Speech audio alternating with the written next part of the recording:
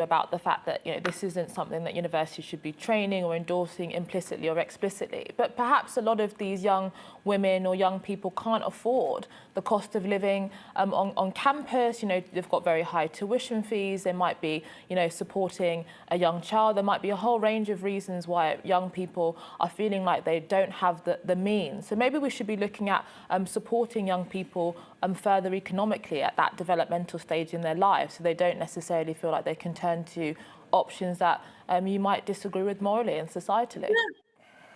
No, I would agree with that. I'd also agree. I think there is a problem at the moment in society, and that we're encouraging 50% of young people to go to university, whereas generations ago it was only like the most academically talented, then we had a much fairer system of student grants, where people didn't have to pay these vast inflated fees for a course which is probably not going to do them an awful lot of good in the real world. We seem to be having numbers are saying that there's a huge amount of sort of overqualified students coming out of university with a degree that is probably not actually going to do them an awful lot of good in the real world.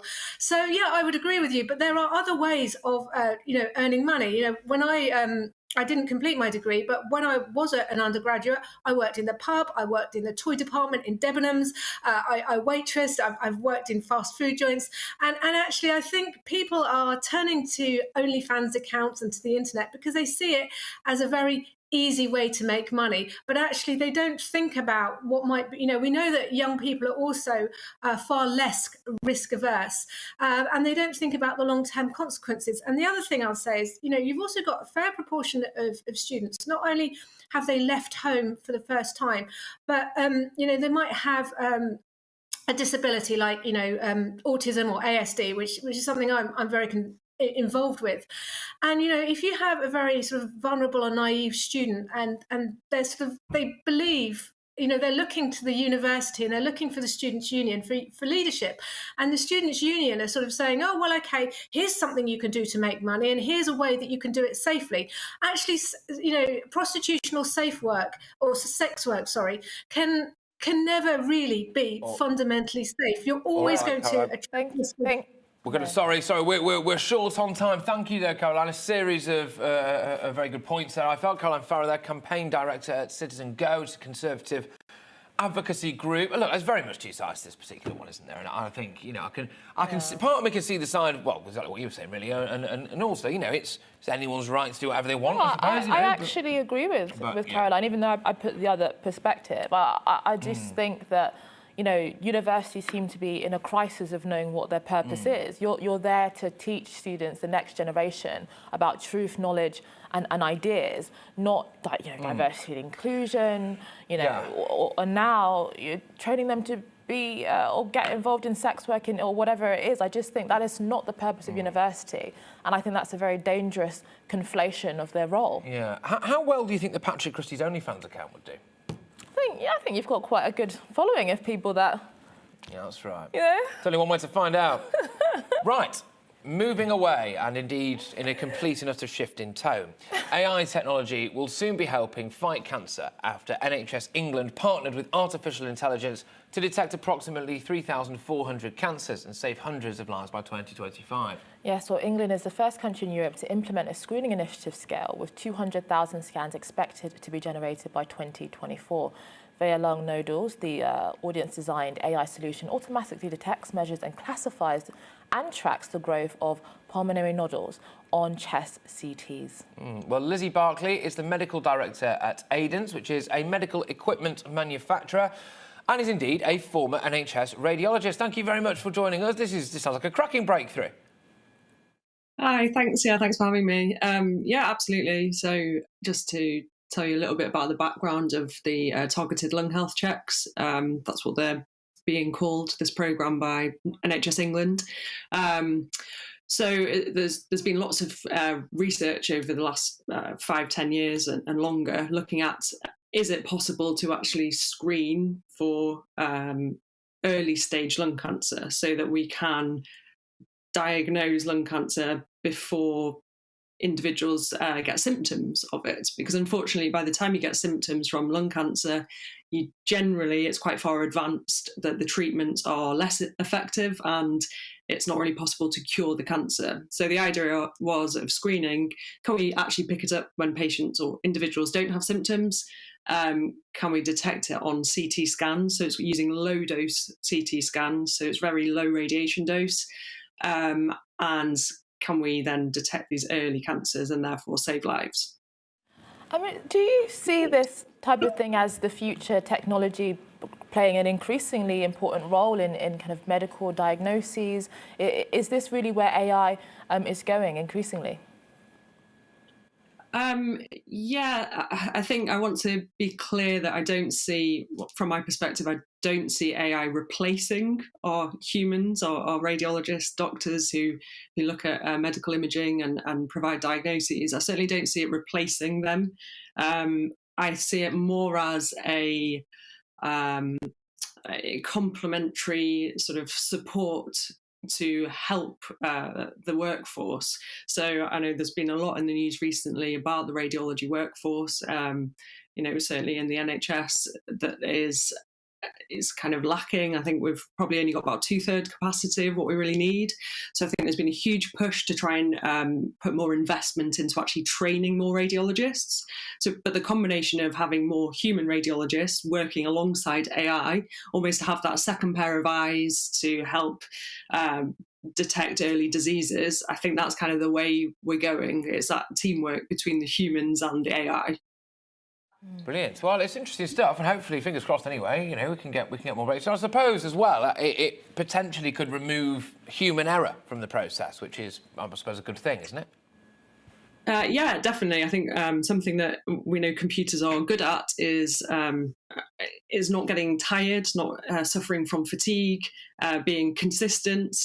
So what we hope is, whereas obviously the pressures that humans are under and the distractions they might have when they're being asked to look at multiple different patients at the same time, hopefully having AI there sort of as a backup or supporting the radiologist, that will help reduce potentially missed subtle nodules by helping point them out and providing the information that the radiologist needs to make the right management decision for that patient. Thank you so much, Lizzie Buckley. Fascinating stuff, and good luck with the work that you're doing. She's a medical director at Aidence, a medical equipment manufacturer and former NHS radiologist. Yes, well, it just sounds like a pretty major breakthrough, doesn't it? Right, well, we're going to go into my inbox now, GBViews at GBNews.uk. Lots of views on the migrant story. And there's an interesting one here on the Durham University and sex work. Students are already selling themselves to pay for costs to either help them out or make sure they're safe. Well, that's one of the things I was asking it. Maybe the root cause is that students don't feel like they can afford their living costs, and so being pushed into more difficult decisions. But you might say, well, that doesn't mean that we should, support students doing drug dealing because they might not have enough money. Tell them, as Caroline said, well, find another job. I did many jobs at university. I worked in McDonald's. Did you? Yeah, I worked in a bar. I worked in a print and copy bureau. I did all sorts. Gosh, well done you. That's all right. I just stayed in bed. But yes, no, it's interesting though. I mean, look, I suppose one of the arguments there is that you can probably work. I mean, I don't really know what exactly necessarily the going rate on OnlyFans or things like that is, but imagine you could work all day in a Wetherspoons or something. But then I would imagine you can probably make more money a lot quicker doing that other stuff. Maybe that's why they decided to do that. Well, this is the interesting point. I think what she said about this sense of the kind of short-termism of it. You can make money potentially faster, but is that going to be something in your early stage of life that you want to do that's going to impact you potentially for a very long time? I suppose as well raises that issue of, is there actually any consent involved in this? It can look like it is, can't it? It can look like there's consent. It can look like freedom of choice and this, that, and the other, but then part of me wonders, well, hang on a minute, if you've almost been forced into that situation, if you're looking at your finances and you're thinking, my only option now is to do this, then I suppose there's not much consent there, is there?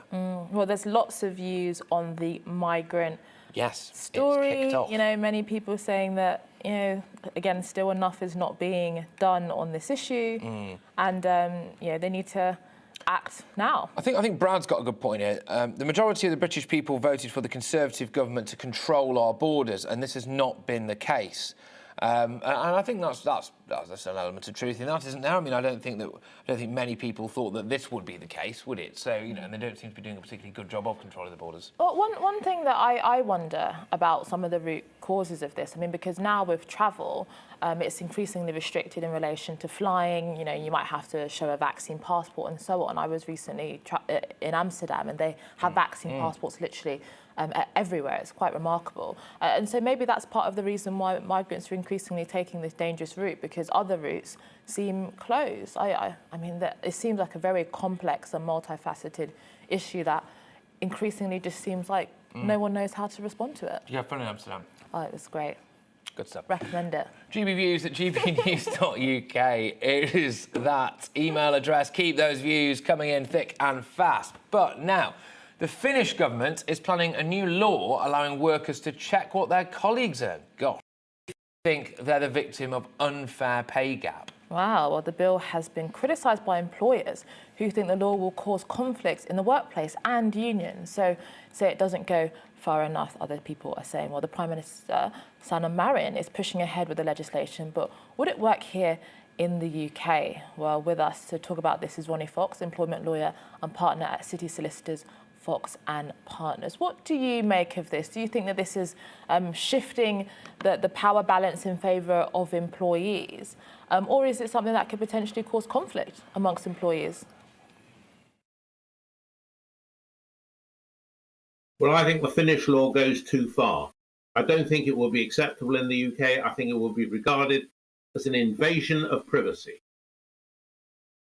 I agree. I mean, you know, there are already laws in place, aren't there? There are already directives in place, etc., where you shouldn't be discriminated against in terms of pay on the basis of gender, on sex, or anything like that. So, you know, I don't know. It's no one's business, is it, how much money anyone's on in the workplace, pretty much? We do have laws. We've got the Equality Act, which makes it, in a general way, unlawful to discriminate against people by not paying the same amount for equal work. That's unacceptable. And in practice, I don't think it's proved difficult for employees to find out what other people are being paid. Normally, the problem only comes up because they've discovered, perhaps because a fellow employer said so, I'm being paid more than you are.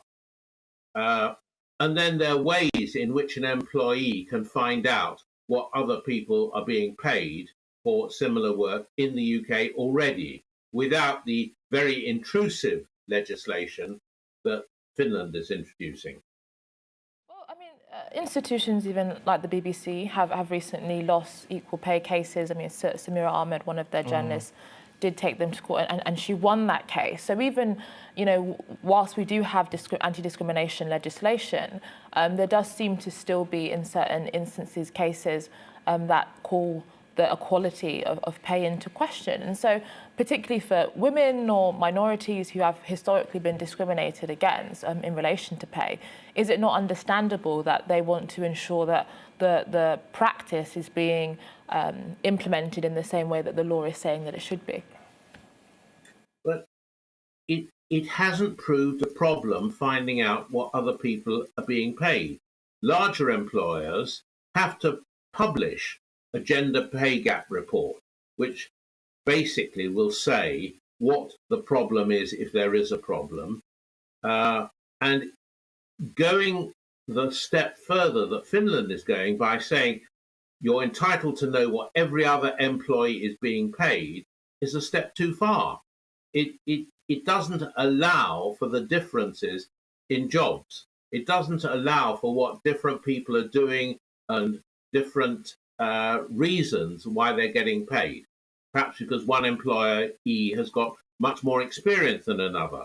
That could be an example. It could be anything, couldn't it, actually? It could have been that they particularly wanted those that were already on a higher wage in a previous job, and therefore they had to beat or match that or whatever. So, anyway, thank you very much, Ronnie. Great to have you on the show. Ronnie Fox there, employment lawyer and partner at City Solicitors, Fox and Partners. It's an interesting one, that, really. But yeah, no, I do think it probably goes a bit too far. I mean, if individuals, they should learn how to be more assertive and negotiate, you know, their salaries. I don't think that they should rely on, you know, looking at what other people are earning and basically trying to get one up on each other. I don't think it's that relevant. You know, people do slightly different jobs. Even if they do the same job, they might come from different backgrounds, they might have different experience, they might contribute more, they might be more inclined to work more overtime, this, that and the other. I mean, I don't think it's as straightforward as saying, well, we do roughly the similar job, therefore we should be on exactly the same money. I don't think that's the way to No, I think you're right on that. Well, keep all of your thoughts coming to email on gbviews@gbnews.uk. As usual, we'll be continuing to talk about all of the top stories just after the break. We will indeed, yes. So make sure that you, like I said there, get those views coming in. gbviews@gbnews.uk. We're going to go to the weather now, then, ladies and gents.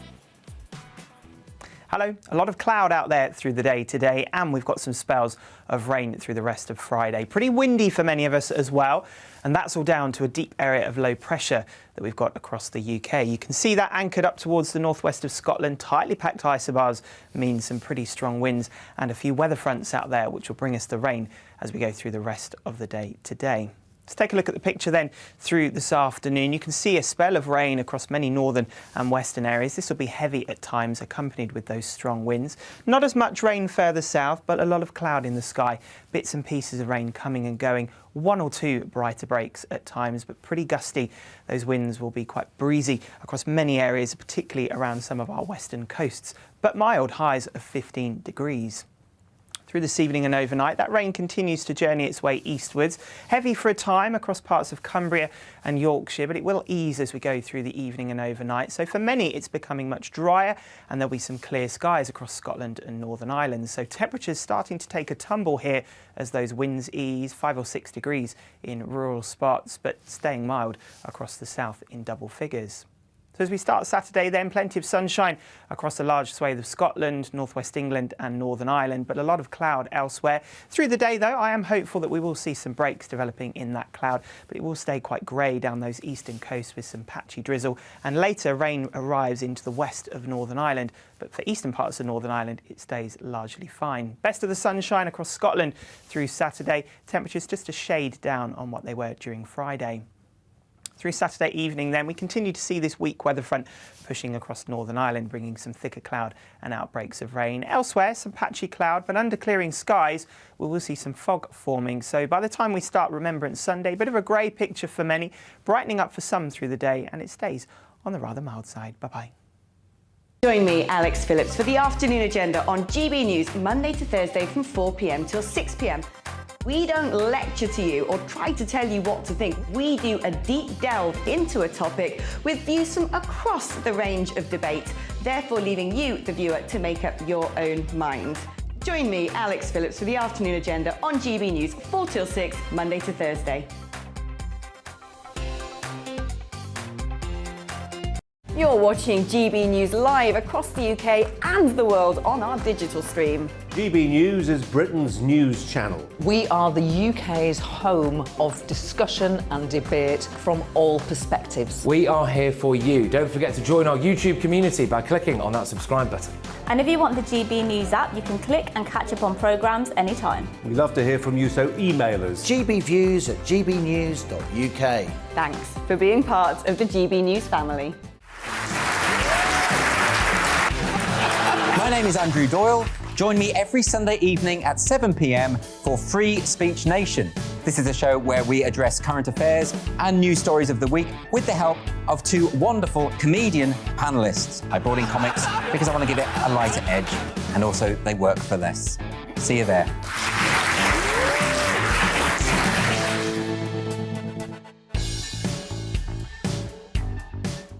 Join my show Farage, 7 p.m. till 8 p.m. Monday through Thursday, and there you will get opinion, analysis, debate, and I'll cover stories that nobody else dares to touch. And then for the last 15 minutes, talking pints. We're over a drink. We have a civilised conversation with someone. We very often disagree, but we do it in a grown-up way. Come and join me on Farage.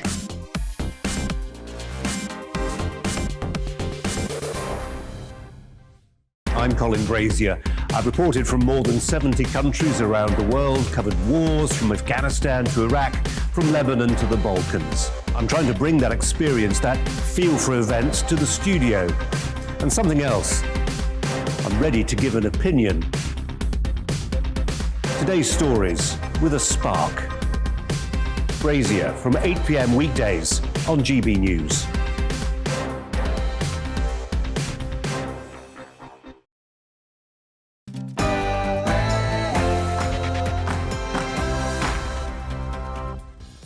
Good morning, everybody. You're watching To The Point on GB News with me, Patrick Christie's, and Inaya Folarin Iman. We're here all the way through until midday with the show stacked full of all the biggest topics and biggest talking points. Yes, well, make sure you get in touch with your views. As usual, GBviews at GB News. We'll be reading those all throughout the show. But first, it's time for the latest news.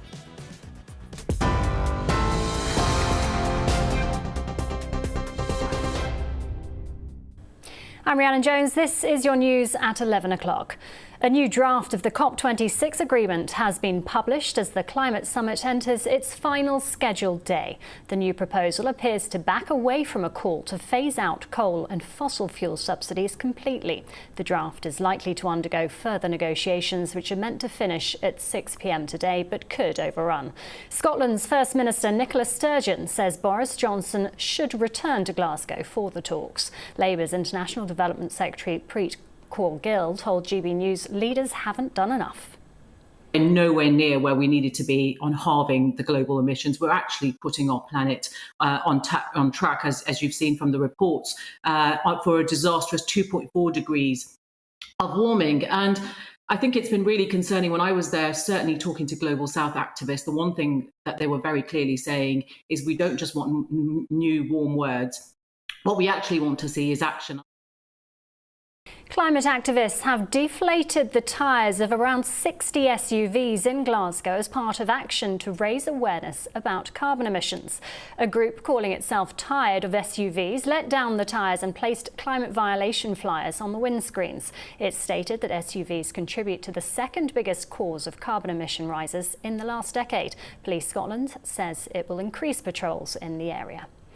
1,000 people reached the UK in a single day yesterday, and a new record for the current migrant crisis. Rescue operations worked well into the night, with some of the boats that were intercepted carrying up to 50 people. Yesterday's total will surpass the previous single-day record set earlier this month. The Queen will attend the Remembrance Sunday service at the Cenotaph, but will miss the General Synod next week. It's believed this will be the first time she's missed her 5-yearly visit in its 51-year history. The 95-year-old monarch was ordered to rest by royal doctors just over 3 weeks ago and spent a night in hospital last month undergoing preliminary tests. A former aide to the Duchess of Sussex says he regretted not giving evidence in court. That's after Meghan Markle won a privacy case when a judge found the publication of a letter to her father was unlawful. The publisher, Associated Newspapers Limited, appealed the decision. Jason Naff, former communications secretary to Meghan and Prince Harry, claimed that the Duchess wrote the letter with the understanding that it could be leaked. Julian Assange has been given permission to marry his partner Stella Morris at Belmarsh Prison. The WikiLeaks founder has been held there since 2019 while the US continues an attempt to extradite him. The couple met while Assange was living in the Ecuadorian embassy. They have 2 children together. They've taken legal action against the prison governor and Justice Secretary Dominic Raab, accusing them of preventing the wedding from going ahead. The husband of Nazanin Zaghari Ratcliffe is on his 20th day of hunger strike. It follows a meeting with the Foreign Office Minister James Cleverly, one that Richard Ratcliffe says left him feeling deflated. He's accused the British government of not doing enough about his wife's continued detention in Iran. I mean, I said to him at the end, look, I come away with no hope. I felt that in your strategy, it's all carrot to Iran, there's no stick. I can't see what's stopping them from continuing to play games with Nazanin. I think by being here, Nazanin's probably safe for a few weeks. But what's to stop them threatening to put her in prison again? And former England midfielder Ron Flowers has died at the age of 87. He was a member of the 1966 World Cup winning squad. A statement from his former club Wolves described him as a giant on the pitch and a gentleman off it. Flowers was awarded an MBE in the 2021 New Year Honours List. I'll be back with the latest headlines in half an hour. Now let's return to Patrick and Inaya with To The Point.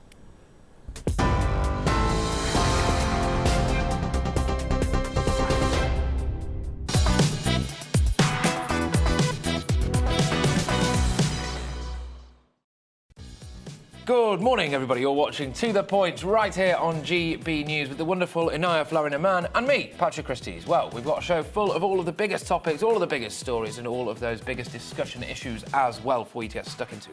Yes, while the COP26 climate summit in Glasgow enters its final day, we've seen politicians, leaders, celebrities and protesters come and go. But after 2 weeks of talks, has anything actually been achieved? Well, further pressure on Conservative MP Geoffrey Cox amid the so-called Tory sleaze scandal, as he is found to be one of 17 MPs who've claimed rent expenses whilst letting out their homes in London. Yes, well, the number of people crossing the English Channel illegally has increased to record levels. As we head into winter, this dangerous situation could become a lot more life-threatening for both those crossing the Channel and those rescuing. We'll be speaking to our Home and Security Editor in just a few moments. Yes, we'll have all of that coming up and much, much more across the programme. And you can get in touch as usual, as indeed loads of you have been today, on GBViews at gbnews.uk.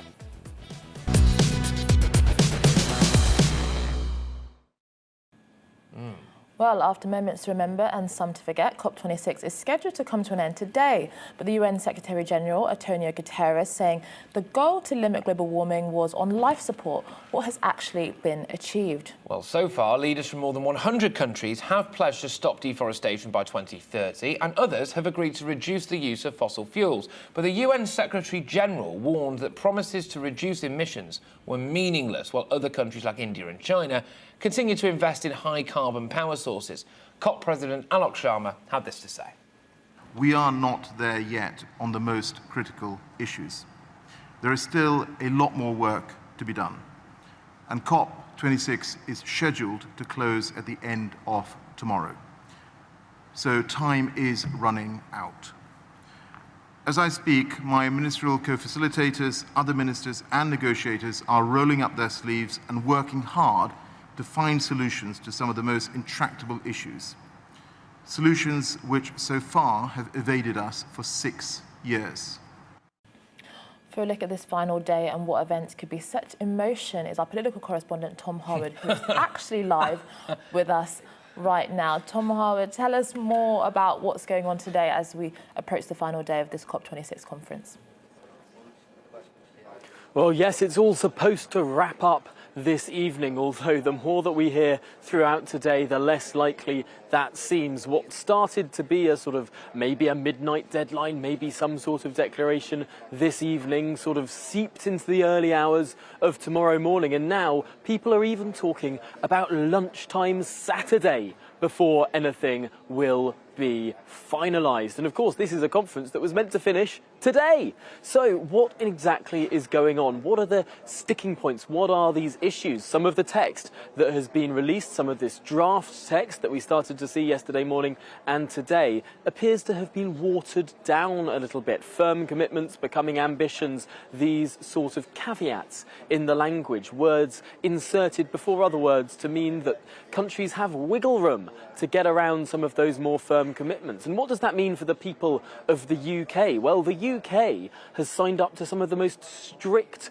unilateral measures of any country in the world. So really, when it looks from a British perspective in terms of what we want out of this agreement, we want other countries to be bound into the same sort of things that we've already decided for ourselves. So really, the UK presidency is pushing for a greater global agreement here, but there are those laggards. There are those countries that do not want to sign up to harsher commitments. China, of course, although it has admirably, to be fair, signed up to not investing in any coal-fired power stations abroad, it's still building them within China, and it's building dozens of them. At what point will that stop? At what point could a potentially new bilateral agreement that we started to hear about yesterday or 2 days ago between China and America, will that be able to move things forward?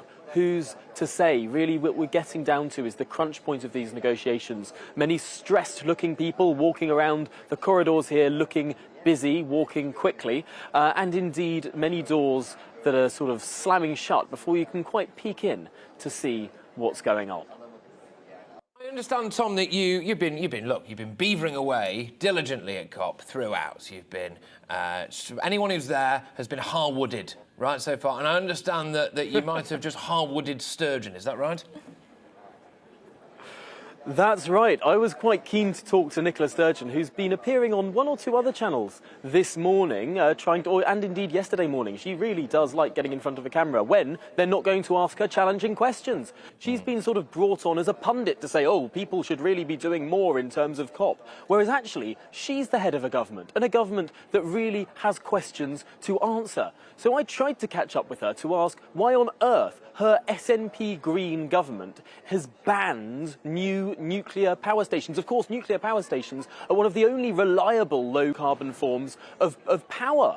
We know that the sun doesn't always shine and the wind doesn't always blow. Nuclear is such an important mix. Why on earth has she banned new nuclear? I tried to ask her that question yesterday. Nicola, Tom Harwood here from GB News. Just wondering, are you considering lifting your ban on nuclear power? Are you considering lifting your ban on nuclear power, Nicola? Of course, but before that, do you have any thoughts on nuclear power?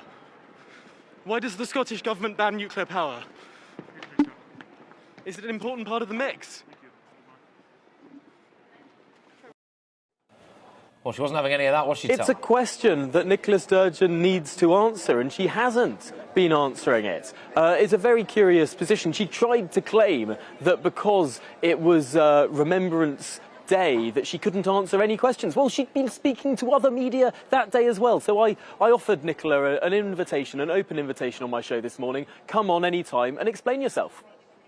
Yes, indeed, indeed. I mean, Tom, when we are judging whether or not this has been a success, that is some of the questions that I worry. I mean, when it comes to nuclear, a reasonably reliable source, we hear so much about renewables, but these are intermittent energy sources. You know, the sun isn't shining all of the time, the wind isn't always blowing, and it does seem to be almost a kind of moral judgment in relation to different sources of energy, rather than actually finding a practical solution to a potential problem.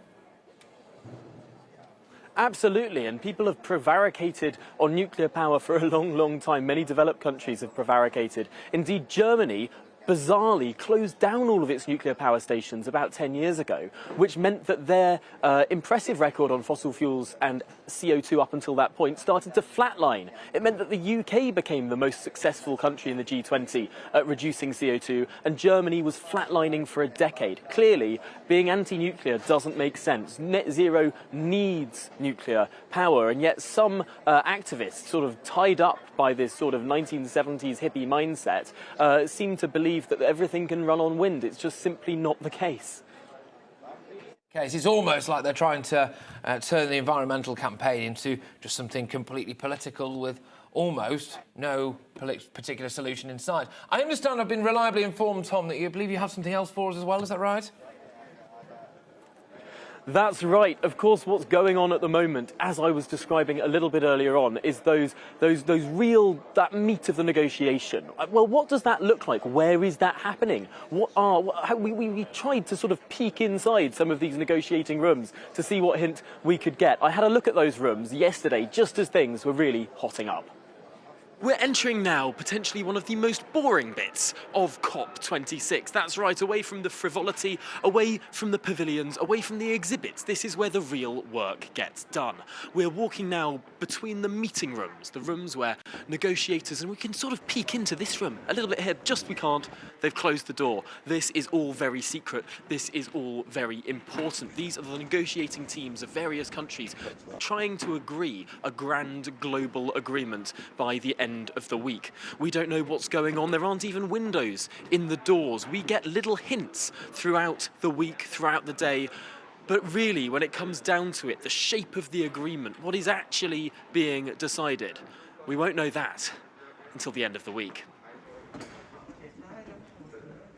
One of the interesting things about COP26 is that it's not policed. In fact, all of the COPs around the world aren't necessarily policed by local policemen. The UN fly in their own policemen from New York and from Geneva, which is why you can see quite a few of them walking around with guns on their holsters. Now, why do they do this? Well, it doesn't make sense necessarily in a country like the UK, where there's an established and respected police force, but in some other parts of the world where there may be less reliability with the authorities, it makes sense to have this across all COPs. The meeting room area has its own map. I mean, my goodness, how many meeting rooms do you need? Going right down through to 21. I must say I'm quite surprised that no one's held you at gunpoint at any moment during this this COP26 thing, Tom. Yeah, I was surprised, especially when I was chasing down John Kerry. I thought that might be the moment where, of course, a former US presidential candidate, a former Secretary of State and a current trade envoy to Biden, I thought that maybe they'd get a bit more handsy, but no, I just got sort of pushed away a bit. But no, it's been a wild time. And one of the big things about this conference is just how sprawling it is. You get world leaders and dignitaries walking from one end to the other. It takes a considerable amount of time. We're off in one here, but there are loads of different parts of this whole complex, some more public-facing bits and some more private bits. And we've been trying to get our noses into those private bits as well to see exactly what's going on with those negotiations. Oh, you've done fantastically well there, Tom. I believe you've got a special show later for us as well. That's right. We're going to be presenting a special programme on whether or not COP has succeeded, on what COP has all been for. That will be on GB News at 2 p.m. today, presented by myself and Darren McCaffrey, our political editor. So do be sure to tune into that for a different perspective on COP, some great analysis and a look back over some of the highlights and the lowlights of the last 2 weeks. Fantastic. Well, thank you so much, Tom Howard, our political correspondent. Make sure you check out that special on COP later today. Hopefully he manages to get his nose into some of those private bits. And anyway, in other news, and something we've been talking about all morning, and that's the decision on the Mail on Sunday's appeal in their latest lawsuit against Meghan Markle. That will be revealed at a later date after the 3-day hearing came to a close. Yes, well, the Duchess of Sussex originally sued the paper for publishing an apparently private letter to her father, Thomas Markle, but she was forced to apologise to the Court of Appeal for forgetting she'd instructed an aide to brief the authors of a biography about her and Prince Harry. The couple's former communications secretary told the court he had provided information on Meghan's behalf and regretted not providing evidence in the original court case. Yes, well, in a world exclusive, Meghan's father, Thomas Markle, spoke to the legend himself, Dan Wootton, right here on GB News last night about what damage is being done to the royals during this ongoing saga. I'm worried that Harry is going to harm his family. You have to understand, the way I feel right now is that Harry and Meghan have harmed so many people, and so many. They've harmed the entire royal family. They've harmed my family. They've harmed Doria's family. They've harmed the English people. They've gone out of their way to harm people. It makes no sense. I don't know what they do or what they're doing. They seem to keep to themselves where they're living now, and they must have the worst PR team in the world. That's for sure.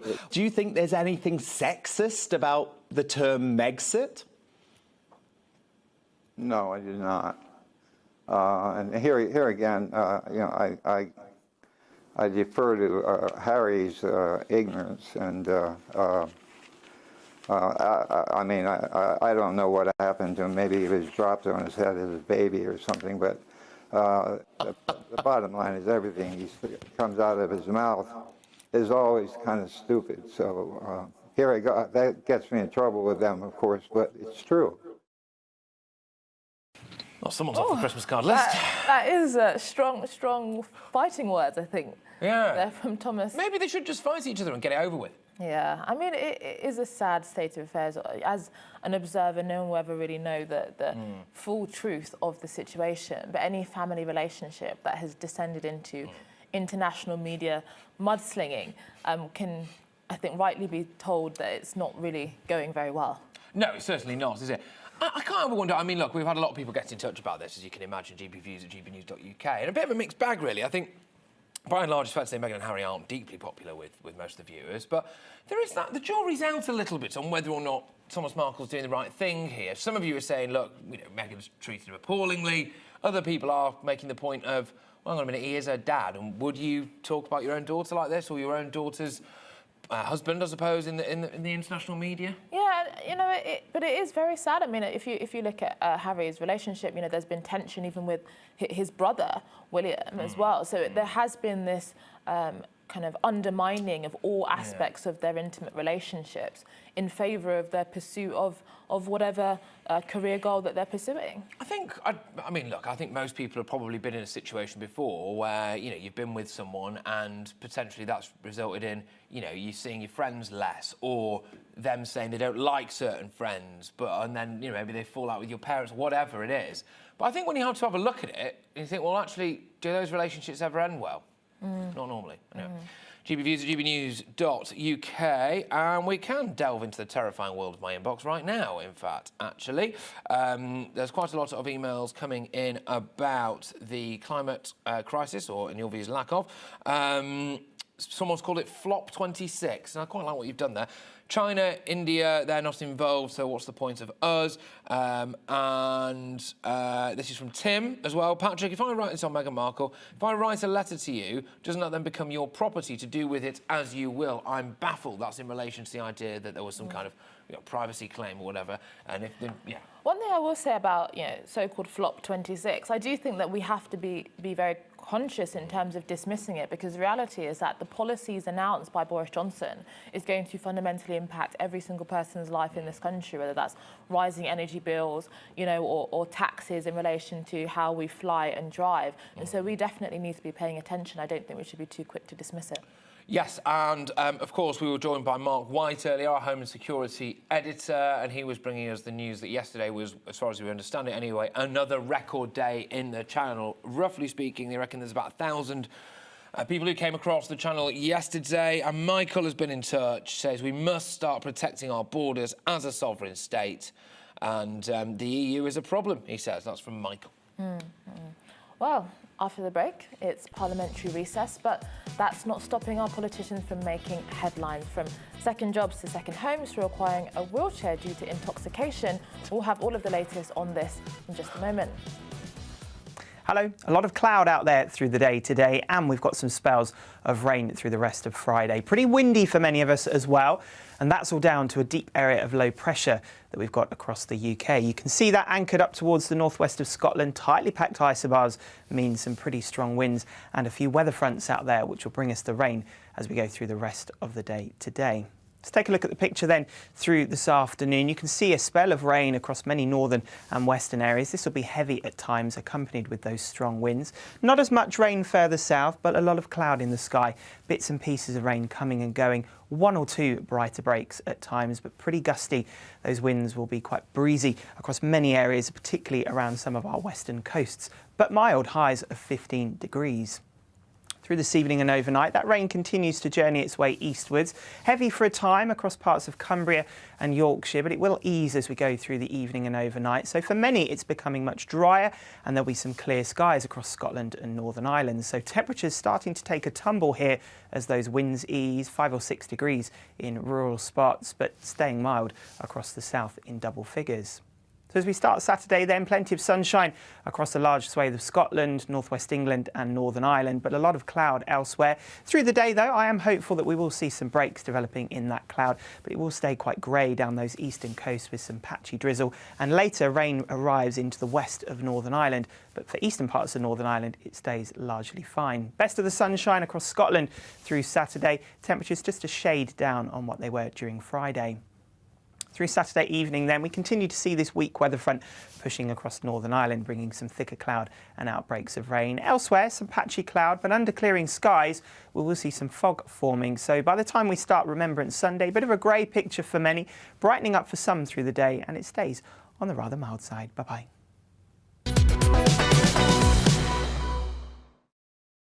You're watching GB News live across the UK and the world on our digital stream. GB News is Britain's news channel. We are the UK's home of discussion and debate from all perspectives. We are here for you. Don't forget to join our YouTube community by clicking on that subscribe button.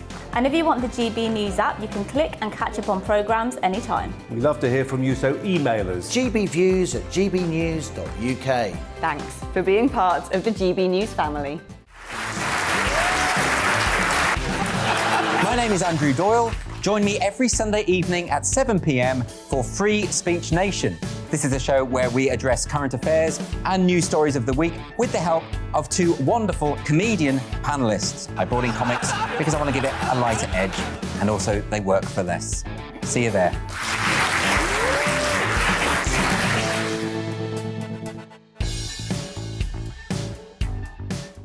Join my show Farage, 7 p.m. till 8 p.m. Monday through Thursday, and there you will get opinion, analysis, debate, and I'll cover stories that nobody else dares to touch.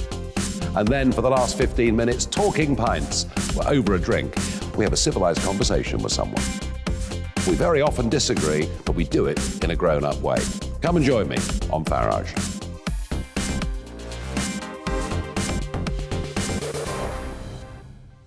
I'm Colin Brazier. I've reported from more than 70 countries around the world, covered wars from Afghanistan to Iraq, from Lebanon to the Balkans. I'm trying to bring that experience, that feel for events, to the studio.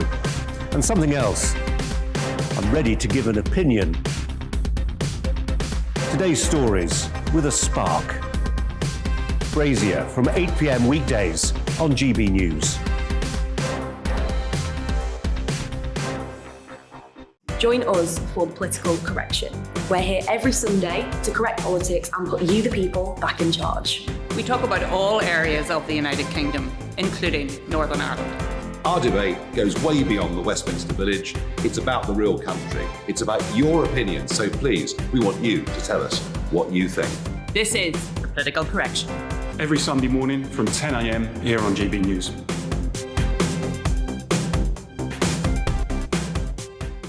You're watching GB News live across the UK, the world, and our digital stream. GB News is Britain's news channel. We are the UK's home of discussion and debate from all perspectives. We're here for you. Don't forget to join our community by hitting the subscribe button. And download the GB News app so you can click and catch up on programmes anytime. We love to hear from you. Email us at gbviews@gbnews.uk.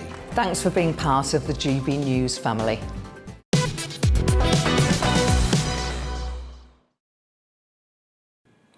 Well, 5 ministers in Boris Johnson's government are among a group of MPs who have claimed more than £1 million from the taxpayer to cover their rental payments while setting out properties that they own in London. The former Attorney General and MP for Turridge and West Devon, Geoffrey Cox, is accused not only of using his parliamentary office to undertake legal work, but also using coronavirus measures to vote remotely from abroad. And now, Tory grandees alongside 16 parliamentary colleagues have been found to claim rent expenses whilst letting out homes in London. Indeed. Well, let's talk now to Christian Cowgie, senior reporter at Guido Fawkes. Thank you very much for joining us, Christian. Well, I mean, I think a lot of people at home will be thinking, oh, all of this kind of stuff, it doesn't really add up. How much of a scandal is this, really? I feel like this is complete déjà vu. We had this row back in April after David Cameron was being exposed by all the papers for all his lobbying. And that quickly then went on to Boris's flat repayments and then went on to lobbying by MPs. And I think we touched on second jobs. It does to me feel like we're retreading a lot of old ground. It didn't have that much cut through then. There seems to be some poll movement now. The Tories have been behind in 2 polls for the first time since January. But I live very much in the bubble, so I can't speak for ordinary people like your viewers. But I get the sense that all of these rows about sleaze and scandal just end up painting this broad perception that all politicians are as bad as each other. And it's actually a very dangerous game for the Labour Party and the Lib Dems to try playing, because they tar themselves with the same brush in the minds of the public. But isn't the problem what the MPs are doing? I mean, these sleaze allegations aren't necessarily coming from nowhere, and actually they are often part of a long list of things, whether that was over a decade, the expenses scandals, cash for questions. We had, as you mentioned, David Cameron. We also had the situation with Matt Hancock. Actually, the public potentially want to know that their politicians are doing the right thing, and stories like this really undermine that. Yeah, there's of course a very different thing between talking about the perception and what cuts through and the principle at stake, and those are 2 very different issues. I have many contrary views on whether MPs should be allowed to have second jobs. I think on the one hand, obviously anyone arguing that £80,000 a year is not sufficient to live off is, has completely abandoned any pretense of living in the real world, right? But on the other hand, we also accept that MPs are by definition not full-time jobs, because when they're made ministers, they do that on top of being an MP. So there's clearly free time within being an MP. And, my view is, if the alternative, once a long-standing, well-respected MP has been booted out of government during a reshuffle, do we want that experience to hang around Westminster? A lot of institutional memory about how to get things done, how to make good law, and allow them to have, some outside interests? Or do we want to push them towards the exit door the moment that they believe that their career has peaked and they can go and make more money in the private sector? And that is a debate I think is not really being had at the moment. I would rather, within a framework, allow MPs to have limited second incomes. But of course, what Geoffrey Cox is doing is at the extreme scale of that, and I can't imagine his constituents are very happy at the moment.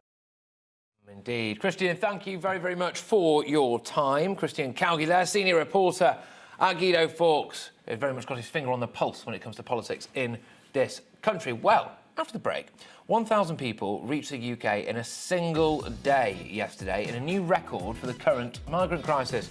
We'll be talking to our home and security editor next. But before that, here's a look at this morning's news.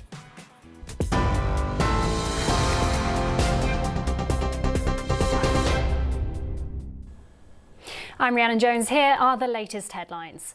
A new draft of the COP26 agreement has been published as the climate summit enters its final scheduled day. The new proposal appears to be to back away from a call to phase out coal and fossil fuel subsidies completely.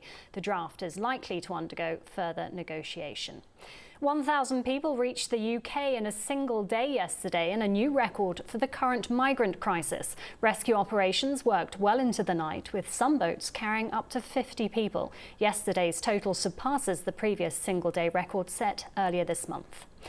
The Belarus state border has confirmed that around 100 migrants are heading towards a makeshift camp set up at the Polish border. Belarus is reportedly encouraging those fleeing war-torn parts of the world to cross its borders. This could lead to the EU bringing in new sanctions against both the country and airlines carrying migrants as soon as Monday. Former England midfielder Ron Flowers, who is a member of the 1966 World Cup winning squad, has died at the age of 87. A statement from his former club Wolves described him as a giant on the pitch and a gentleman off it. Flowers was awarded an MBE in the 2021 New Year Honours List. England's Zelis Genge has become the latest player to test positive for COVID-19. A Rugby Football Union statement said he received the result this morning and immediately went into isolation, but he's been ruled out of Saturday's clash with Australia. And an Adelie penguin has been rescued after being found 3,000 kilometres from home on the beach in New Zealand. The Antarctic penguin was spotted by locals looking underweight and a bit dehydrated on the southeastern coastline, but the bird has since been fed and released back into the wild. You're right up to date. More on today's main stories at the top of the hour. See you then.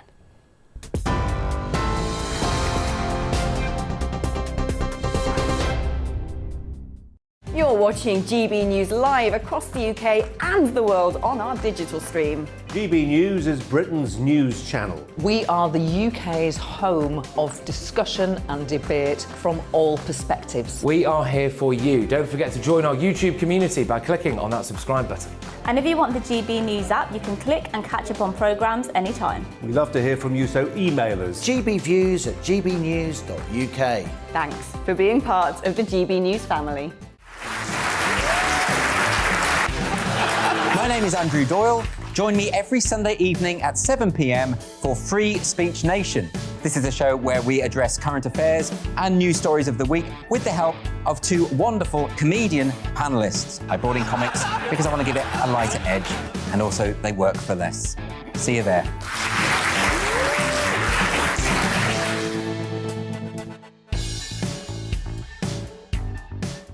Join my show Farage, 7 p.m. till 8 p.m. Monday through Thursday, and there you will get opinion, analysis, debate, and I'll cover stories that nobody else dares to touch. And then for the last 15 minutes, talking pints. We're over a drink. We have a civilised conversation with someone. We very often disagree, but we do it in a grown-up way.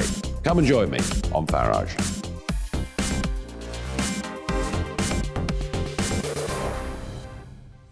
I'm Colin Brazier.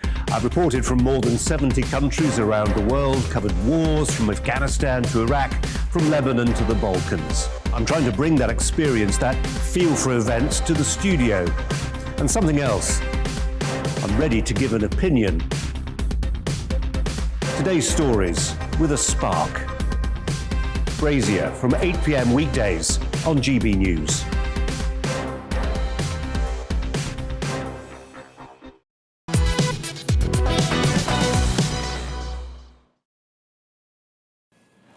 Well, 1,000 people reached the UK in a single day yesterday, and a new record for the current migrant crisis. The number of people who have crossed the Channel this year is fastly approaching 23,000, almost 3 times the number intercepted during the whole of 2020. Well, as our Home and Security editor Mark Wright has reported, the growing crisis is putting increasing strain on the volunteer lifeboat crews, who are now often responding to back-to-back calls and pose a significant threat to the lives of those attempting to cross. Well, Mark is with us now. Mark, talk us through the latest developments. Well, very significant developments clearly in the fact that we had more migrants crossing yesterday, and bearing in mind we are now heading towards mid-November, more migrants crossed yesterday than at any time during and this crisis has begun. The previous record was a week past Wednesday of 853, I should say, on a single day. That has now been surpassed by, we're told, around 1,000 who crossed yesterday in boat after boat. It was, as I said, yesterday in various reports we were doing live from the scene in Dover, back-to-back calls that not just Border Force and their fleet of vessels were responding to, but the lifeboat as well, from 6 different stations, all called out. There you see the Dover lifeboat coming in with another load of migrants on that vessel, in the bow of the vessel, the stern of the vessel, and of course they're picked up not just from 1 boat, but 2 boats, 3 boats, and then brought back into the harbour. Well, what happens when they get here? I mean, I think everyone, or not everyone at all, that's a lie. I think a lot of people think that maybe you just get whisked off to a hotel somewhere. There must be some processing centre or something, is there? There is, but the processing centre was completely overwhelmed yesterday, and even today they're still dealing with the record number that came across yesterday. 1 attempt today so far, but unsurprising because conditions are pretty atrocious out in the Channel. It's pretty windy out there, so only 1 attempt today in very dangerous conditions. So they're not expecting it to be a significant day of activity from the migrant boats in the Channel today. But they are put through this processing centre. I say a processing centre, it's a marquee just next to the dock where they are. Details are taken from them. They're obviously checked over by medical staff and they are then put into the system. But because there have been so many of them, that process of putting them in the asylum system, 99% of those who come across then claim asylum. Normally what would happen is they are taken in the first instance to local hotels and hostels, that kind of accommodation, and they're put in that accommodation for a few weeks, maybe months, until they can then find council house accommodation across the country. And there's a real disparity there as well, because Nigel Farage, he was reporting from the northeast yesterday, from Sunderland. Well, the northeast shoulders 17 times per head of population more migrants in their council housing area than in the southeast, for instance. So it's not an equal distribution of these migrants, now asylum seekers, across the country. But it was so busy yesterday, I'm being told that they had to requisition a local church in Folkestone to put migrants in who's still there, I think, while they try to find temporary accommodation for them before they go into the more semi-permanent accommodation, the council houses around the country. Wow. I mean, isn't there contradictions, though, in our view of the so-called migrant crisis? On the one hand, the public support for cracking down on this issue is incredibly high, but only a few months ago when we had the situation, the crumbling situation in Afghanistan, there was a lot of demands for us to take more people in, to do something, to be some kind of humanitarian a lighthouse in this issue. I mean, so is it that on the one hand we don't like it, but on the other hand we might feel moral pressures in other instances, so it's quite complicated? Yeah, and I think the situation is slightly different as well, in that the people that the British public were really desperate to help were those who had helped the British military effort in Afghanistan, people that were acting as interpreters and in other roles in Afghanistan, who were effectively being abandoned to the Taliban and their brutal reprisals. So it was, yes, please, let's get these people across. There are thousands of them, and the British government have said that they are going to take thousands of them over the coming months and years. In addition to that, we know, of course, there is a growing humanitarian crisis now in Afghanistan, with reports from the United Nations of the potential for a famine in that country because of drought conditions and poor crops. And that will drive more people, as well as, of course, trying to escape the Taliban, into the asylum system and the migrant system. And yes, quite a few of them will stay in that region, but many others will try to get across borders into the European Union. We're seeing it unfold on the border between Belarus and Poland, Belarus and Lithuania, Belarus and Latvia, as well as those coming up from Southern Europe generally, from the Middle East. And quite a few of those, a proportion of those, will head to the northwest coast of France to try to get across to the UK. So this irregular migrant route, illegal crossings into the Channel, is something, of course, that people are rightly concerned about. The government is very concerned about, but that doesn't detract from a genuine concern that people have for those, especially those who have helped the United Kingdom out in Afghanistan. Absolutely, Mark. Thank you very much. As always, Mark White there, our home and security editor, just whizzing you through the latest developments in the Channel. As he said there, it looks like there's only been one crossing so far today, but conditions are pretty bad. And yesterday, of course, was a record day as far as we understand it. Somewhere in the region of 1,000 people making that journey across the Channel. I can't help but fear as well, you know, so like if our lifeboats are being used predominantly now as a taxi service, right, then what happens if there's fair enough. But what happens if you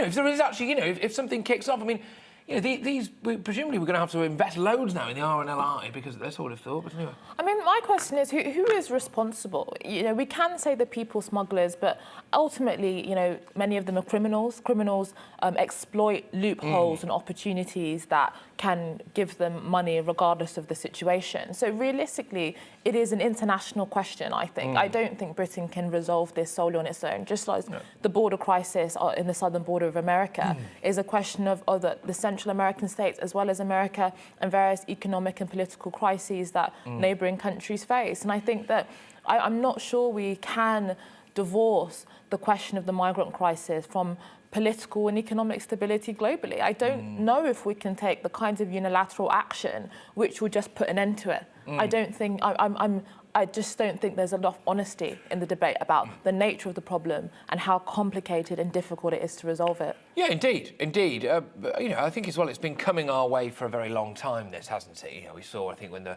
first waves of the migrant crisis kicked off, and it's basically, where are we? You know, it's rippled its way all the way through Europe now, and especially with us leaving the European Union, which I'm still bang in favour of. You know, I think now you've got, you know, France and co going, well, actually, they're definitely not our allies now. We might as well just ferry them across. It is an interesting setup, but I thought Mark White highlighted something there that I imagine might have wound quite a few of you up at home, or certainly got you going a bit, which is the notion that, a couple of things here, really. How quickly it seems as though these people can get into some form of accommodation in terms of council housing, social housing, whatever, even if that's temporary, still seems to be relatively quick. We have a lot of people in this country who are homeless, right? And then I think as well the fact that there is this disparity between where they're sent. So I think he raised a point there that, you know, it's Sunderland, I think he said there, takes 17 times the amount as parts of the South East. I can't help but feel as though all these people who are saying, oh, well, you know, look, hey, we should let every single person in. They live in Kensington. No, I think you make a very, very strong point. I think the hypocrisy of many of the people that I do think advocate for open borders but almost never have to actually experience the effects. And this idea that there is no negative effects, there are negative effects and positive effects for all different things. Just as if we close our borders, I'm sure that there will be positive and negative effects. Opening them has both. And so those that advocate a policy and suggest that there's no negativity towards it are conveniently showing, I think, that their complete lack of awareness about the problem. Well, that's right. And if you think about it, there are certain connotations to mass migration. If we even just forget the illegal element of it, there's mass migration in general. As you know, as rightly said, some of those things are absolutely brilliant. Some of those things are great. Some of those things are necessary, frankly, in order for a country to thrive and prosper, certainly economically. But if you look at where a lot of these people go, in the pockets of it, and the highest immigration levels, the people who are often, in my opinion anyway, you know, waving a big EU flags and stuff like that, they don't live in areas where their children have seen class sizes rise hugely. They don't live, probably send their kids to private school, for goodness sake. Maybe they've got private healthcare. Maybe they don't notice the NHS waiting times. And I just can't help but wonder if there's a little bit of a disparity there. But anyway. Yeah, and I think social solidarity depends on a stable national membership. Which essentially means that I think that how do you build a sense of community and shared bonds if you don't know your neighbours, if you feel like it's incredibly transient and there's no real sense of loyalty and patriotism to a nation? I think we need those things to have a sense of social cohesion. Oh, couldn't agree more. Couldn't agree more. Nice point of agreement there. GB Views at gbnews.uk. Lots of you here. I hope that we have not paid France yet or ever for them to stop the migrants. That's from Jeff. Thank you very much, Jeff. I think every UK taxpayer will be disappointed with what we're seeing now. Yeah, I believe that they probably will, Jim. And there's a lot of this, basically, yes. And lots of people saying, look, these... Well, here we go, actually. In fact, Isabel's been in touch. These illegal migrants seem to get housed in council houses way before British people. It's so wrong. This really has to be stopped. I think whether or not that's true, as long as that's the perception, that's a problem. Well, again, to me, then that's a political problem.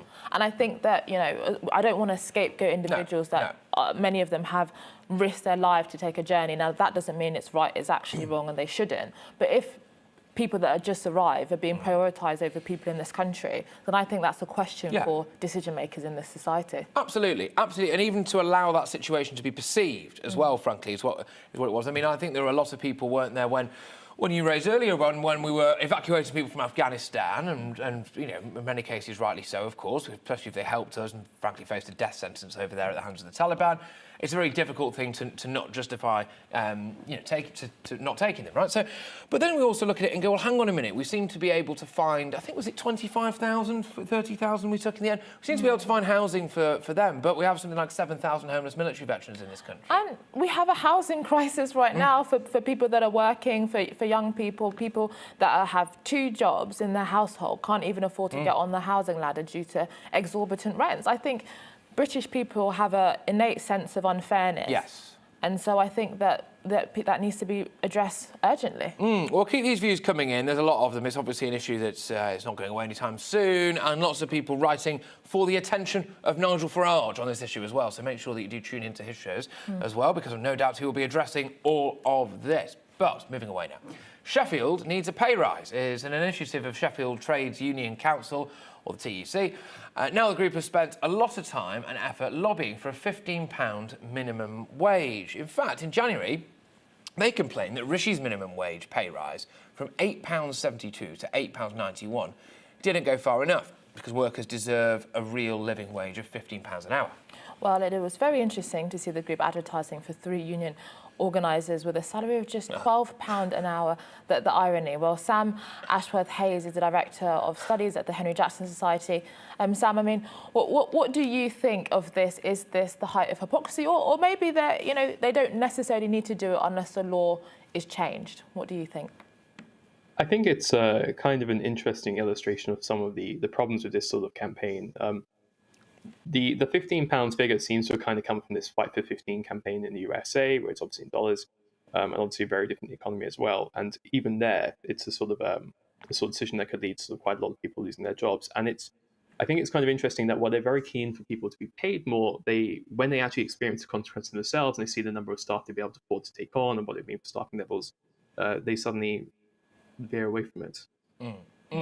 Yeah, well, exactly. I mean, you would have thought that they'd have at least bothered to have a look into this, you would imagine, and I believe something similar happened with a left-wing organisation recently as well. Yeah, I mean, but the argument might be, why do we focus on these individual organisations and actually look at this problem of economic organisation, where people are working often full-time and don't have enough to live on, and actually focusing on, whether one individual corporation or organisation is doing something is actually distracting to the fact that people in this country have hugely high living costs and can't really afford to live a decent life, too many people, even if they're working. I think actually people in this country in work do tend to live at a fairly decent standard. And it's kind of an interesting point you raise, in that when they push for these significant increase in the wage, it can actually make a lot of people rather worse off. So for instance, if the minimum wage now, I think it's going to be £9.50 next April, if that goes to 15, increase that by 50%, a lot of those people are going to lose their work full stop, one would assume, which would be significantly worse off than having work and making this income in the first place. But Sam, wasn't this some of the arguments that were used at the beginning of the introduction of the minimum wage? I mean, decades ago, people were also saying that it's going to cause people to lose their jobs, that, businesses are going to collapse. And actually, we didn't necessarily see those kinds of things. Isn't there always a reason to not pay people more? So there's a sort of a trade-off in this. It depends on where you set the wage level at. So if you set it sort of if you set it too low, obviously it doesn't bind. No one sees an increase. It doesn't happen. That's not what we've had historically. If you set it high enough, the effects are largely sort of positive. People get their pay rise. There's not too much effect of employment. But obviously you can take that too far. If you set the minimum wage, to take a completely ridiculous example, £100 an hour, obviously you'd see quite a lot of people lose their jobs full stop. You wouldn't be able to afford them. So even if it's not historically been the case in the past, that an increase has increased unemployment significantly, a 50% jump in the minimum wage is the sort of thing that could actually have quite a big effect. Yeah, and also, I mean, I went out, I was going, vox pop the nation, survey the nation, and pound the pavements, usually around the Leicester Square area. And I was chatting to one chap about this, about what he wanted from the budget, and he was talking about, well, he doesn't want the minimum wage to go up. I said, well, why? And he said, well, because he runs a relatively small electrician firm, and in the end, he'd be the one having to fork out for this stuff, right? It's not. I think people think this all kind of just comes from the government coffers, doesn't it? But actually, there'll be a lot of people potentially, like, I don't want to use the phrase lower middle class, but you know what I mean, who maybe run their business there, and they're not necessarily going to be able to afford to pay people £15 an hour, are they? But I guess the other argument is that a lot of the time the government is also subsidising employers in the case of working tax credits. And so, in a sense, people are going to have to cough up in some way to mitigate the effects of perhaps high living costs. What do you think, Sam? I wouldn't sort of view that as subsidising employment. And it's, again, it kind of comes down to this point. Actually, if you increase this wage by this much and lots of people lose their jobs, the government's going to be significantly worse off, because you've decreased economic activity, you've decreased your tax base, you've decreased your tax revenue, and you're going to have to fork out to keep these people sort of sustained. So it's, preventing people by setting wages too high is definitely not a good idea for the Treasury or for the taxpayer. Sam, thank you very much for your time. Sam Ashworth-Hayes, who is the Director of Studies at the Henry Jackson Society, doing very good work indeed. Right, that's nearly it from us today, but we'll give you the last word, I think, ladies and gents. GB Views at gbnews.uk. Look, it's still absolutely kicking off in the inbox about the issues that are taking place in the channel. Record day yesterday, roughly speaking, 1,000. So far today, only one boat, as far as we know, but conditions are apparently absolutely terrible. Anyway, Poland had this problem the other day and met them with soldiers. This is according to Alan. He says, I'm not suggesting that, but surely we need to patrol our waters better. I think we're viewed as an easy touch. I suspect we are viewed a bit of an easy, what we are, aren't we?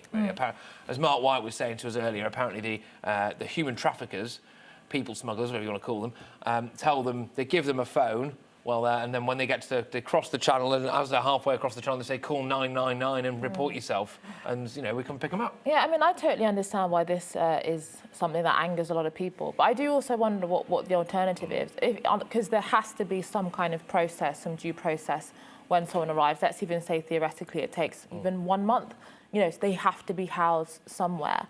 And actually, I've seen conditions for migrants that are not housed in 5-star hotels or lovely flats in Knightsbridge. Many of them are held in some forms of kind of detention centres. And so I do think that this idea that they're kind of living the life of Riley I'm not sure that is completely accurate. No, I don't think it. I mean, I think there are some places where it's nice, quite nice accommodation. I've seen on the inside of one of the hotels, for example. I went and actually saw it, and yeah, it was a really nice hotel room. But it's not like that across the board. I think, as well, a lot of people might be thinking, well, actually, hang on a minute, if you are trying to get in somewhere illegally, then is a detention centre that bad a place to be? No, I'm not necessarily saying that, but I'm saying that a processing centre staying there is not the same as living, just being given this great accommodation. No, it's not Notting Hill, is it? But I tell you what, when you put a few in Notting Hill, then maybe all of a sudden people would start actually addressing this problem. But there we go. Yes, utter madness. There's a housing crisis. Claiming houses after just a few months. I'm not voting Tory anymore. That's from Barry. So Barry's had his say. There we go. Well, this is the thing. If we want this to change, then we actually have to make it a political question that politicians can't really turn away from, because they're going to be losing voters. And so far, it's not necessarily at the top of the political agenda, but maybe we need to make it so. Well, I've had a lot of fun today. I've had a lot of fun this week. Actually, ladies and gentlemen, I'll be back with you on Monday. Thank you very much. It's been a pleasure, Anaya. That's it from us. But, of course, coming up next, it is The Briefing. I believe it's with Isabel Oakeshott. Is that right? Anyway, I think so. Anyway, there we go. Have a good weekend. Hello. A lot of cloud out there through the day today, and we've got some spells of rain through the rest of Friday. Pretty windy for many of us as well, and that's all down to a deep area of low pressure that we've got across the UK. You can see that anchored up towards the northwest of Scotland. Tightly packed isobars mean some pretty strong winds and a few weather fronts out there, which will bring us the rain as we go through the rest of the day today. Let's take a look at the picture then through this afternoon. You can see a spell of rain across many northern and western areas. This will be heavy at times, accompanied with those strong winds. Not as much rain further south, but a lot of cloud in the sky. Bits and pieces of rain coming and going. One or two brighter breaks at times, but pretty gusty. Those winds will be quite breezy across many areas, particularly around some of our western coasts, but mild, highs of 15 degrees. Through this evening and overnight, that rain continues to journey its way eastwards. Heavy for a time across parts of Cumbria and Yorkshire, but it will ease as we go through the evening and overnight. So for many, it's becoming much drier, and there'll be some clear skies across Scotland and Northern Ireland. So temperatures starting to take a tumble here as those winds ease, 5 or 6 degrees in rural spots, but staying mild across the south in double figures. So as we start Saturday then, plenty of sunshine across